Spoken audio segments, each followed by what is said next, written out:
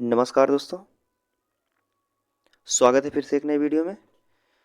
दोस्तों, जैसा कि आप लोगों को पता है कि हम मध्यकालीन इतिहास पढ़ रहे हैं और इसमें जो है हमने इल्तुतमिश का चैप्टर उठाया है, जिसमें से गुलाम वंश पढ़ रहे हैं हम दोस्तों। गुलाम वंश में हमने कई शासक को पढ़ लिया, जैसे इल्तुतमिश हो गया, कुतुबुद्दीन ऐबक हो गया, और ऐसे कई शासकों को हमने पढ़ लिया। और आज का जो टॉपिक है बलबन का है दोस्तों। तो चलिए बलबन की क्लास शुरू करते हैं। बलबन के बारे में जानते हैं दोस्तों। तो कह रहा है यह ईरान का रहने वाला था। बलबन जो है ईरान का रहने वाला है। इसका पूरा नाम गयासुद्दीन बलबन है। तो बलबन का पूरा नाम क्या है? गयासुद्दीन बलबन। बलबन जो है दोस्तों, दिल्ली के सुल्तान पद संभालने से पहले जो है बलबन नसीरुद्दीन सुल्तान का प्रधानमंत्री था। जो बलबन था दोस्तों, दिल्ली का पद संभालने से पहले जो है नसीरुद्दीन सुल्तान का प्रधानमंत्री हुआ करता था। उसके बाद रजिया सुल्तान के समय बलबन जो है अमीर ए शिकार के पद पर था। जो रजिया सुल्तान जब शासक थे तो उसके समय में बलबन अमीर ए शिकार के पद पर था। आगे बात करते हैं। दिल्ली कह रहा है दिल्ली के सुल्तान पद संभालने से पहले बलबन जो है महमूद शाह सुल्तान ने अपना अमीर हाजिब बनाया था। जो महमूद शाह सुल्तान था उन्होंने बलबन को अमीर हाजिब बनाया था। ठीक।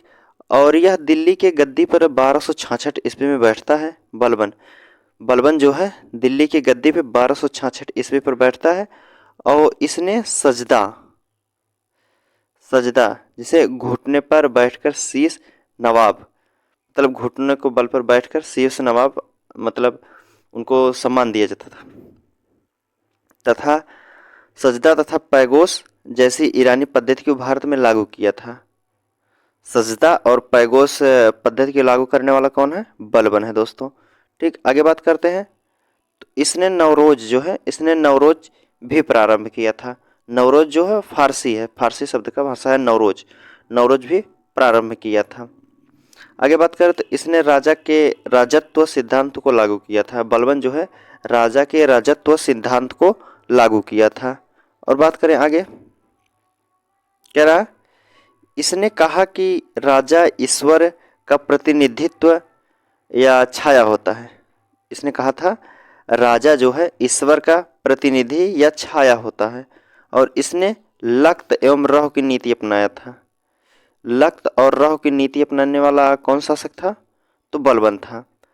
रक्त और लौह की नीति अपनाई तथा आक्रमण नीति को अपनाया था। लौह तथा रक्त एवं लौह की नीति अपनाए और साथ ही साथ आक्रमण नीति भी अपनाया था बलबन ने। बात करें तो बलबन ने चालीसा दल को समाप्त कर दिया। जो चालीसा दल थे रजिया सुल्तान के समय में 40 तुर्क सरदारों ने चालीसा दल अपनाया था।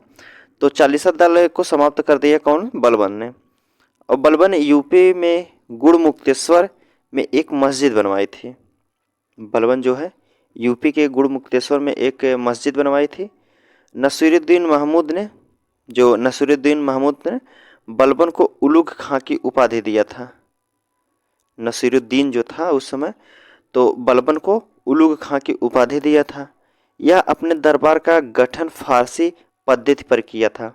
बलबन जो है अपने दरबार का गठन किया था वो फारसी पद्धति पर किया था। और आगे कह रहा है यह अपनी शक्ति को संगठित करने के बाद ध्येय या जिल्ले इलाही का उपाधि धारण किया था। जो बलबन था अपनी शक्ति को संगठित करने के बाद ध्येय या जिल्ले इलाही की उपाधि धारण किया था। आगे देखते हैं। आगे कह रहा है बलबन जो है स्वयं को नईब ई खुदाई कहा था।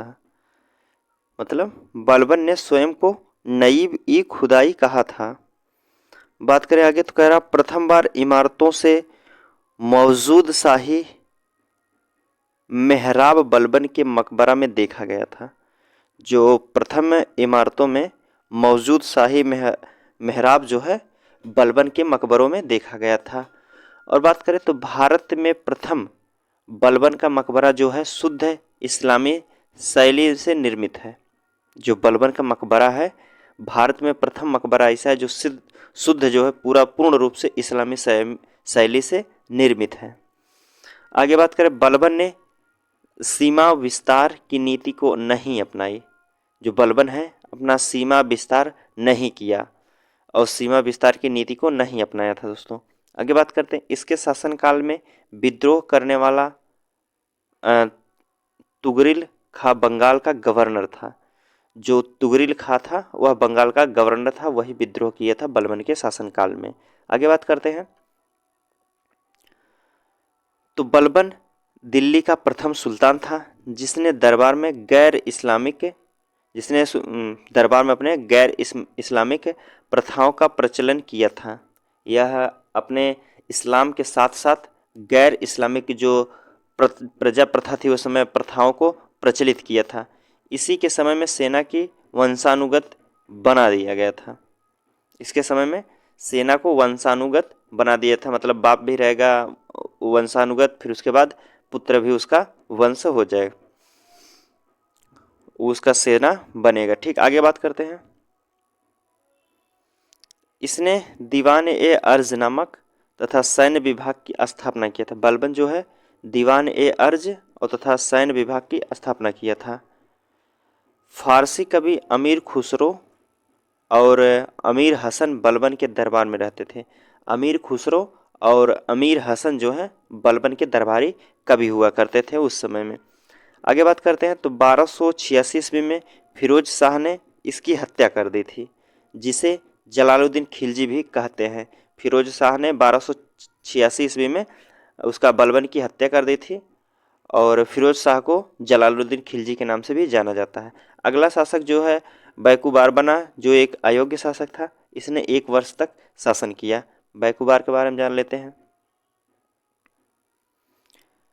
बैकुबार जो है दोस्तों, यह दिल्ली की गद्दी पर 1287 ईस्वी में बैठता है। यह मोइनुद्दीन की उपाधि धारण किया। इसके सेनापति का नाम जो था जलालुद्दीन फिरोज खिलजी था। जलालुद्दीन फिरोज खिलजी था और जलालुद्दीन ने फिरोज खिलजी द्वारा इसकी हत्या करके इसे यमुना नदी में फेंक दिया था। तो जो जलालुद्दीन फिरोज खिलजी था उसके द्वारा इसकी हत्या कर दी गई थी बैकुबार की और इसे यमुना नदी में फेंक दिया गया था। आगे आता है शमसुद्दीन कैमूर्स। शमसुद्दीन कैमूर्स ये भी एक अयोग्य शासक था दोस्तों। कैकुबार का पुत्र शमसुद्दीन को कैमूर्स की उपाधि दिया गया था। यह एक गुलाम वंश का अंतिम शासक था दोस्तों। अगर पूछेगा गुलाम वंश का अंतिम शासक कौन था तो शमसुद्दीन था। ठीक है दोस्तों।